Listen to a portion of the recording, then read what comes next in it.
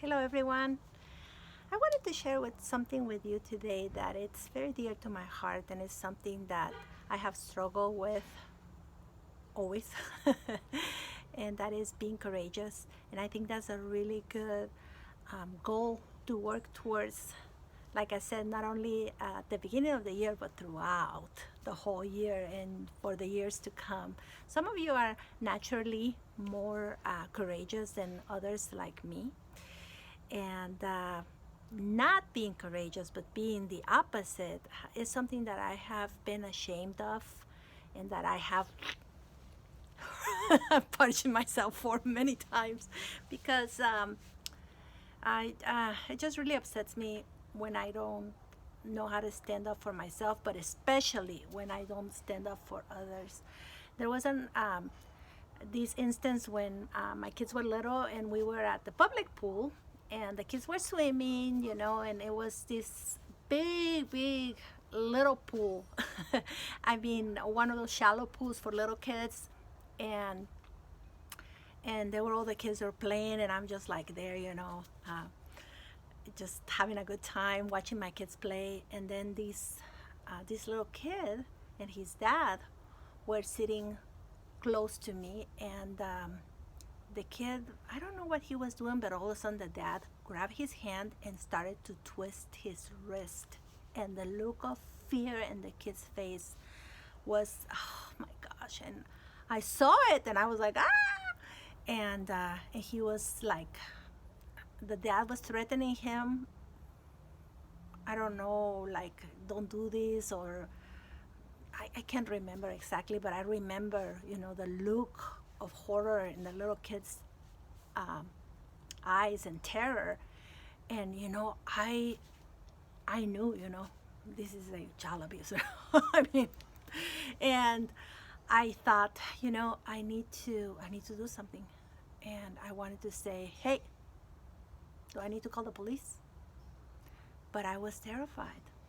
I was afraid that he was going to hurt me, and I didn't do anything. And that happened many years ago, maybe like 20 years ago, and it still bothers me, because I could have stood up for that kid, and I didn't. And you know what? If that guy would have hurt me, which I doubt that he would have, because bullies, if you stand up to them, they usually don't hurt you. But anyways, even if he would have hurt me, which, like I said, we were in a public place, and I don't think he would have done it, but even if he would have yelled at me or something, that would have been the best thing that could have happened for that kid, because I would have been able to press charges, and I would have been able to draw attention to the abuse. And so, so here we are. The Bible tells us in Joshua 1:9 that the Lord told Joshua, have I not commanded you to be strong and courageous? Do not dismay, do not be afraid, for I am with you, says the Lord. What a wonderful thing, and it's something that the Lord has been speaking to me about. Not only about being courageous in learning to stand up for myself and for others, but also in being courageous to pursuing the things that He has for me, that for a long time I felt like I wasn't able to do, or that I wasn't worthy, which is stupid, but that's how I felt. So that's my encouragement for you this week, that you will ask the Lord to help you walk as courageously as He's calling you to do. Or in the case of Joshua, that He's commanded us to walk in, to stand up for others, for the weak, for the needy, to stand up for what is right, to stand up for ourselves, yes, in a manner that is firm, assertive, respectful, yes, even humble, but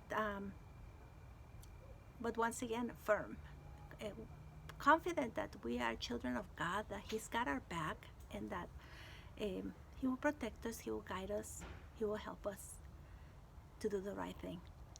So, some food for thought and a good goal to work on. Thank you so much for listening, and have a great weekend.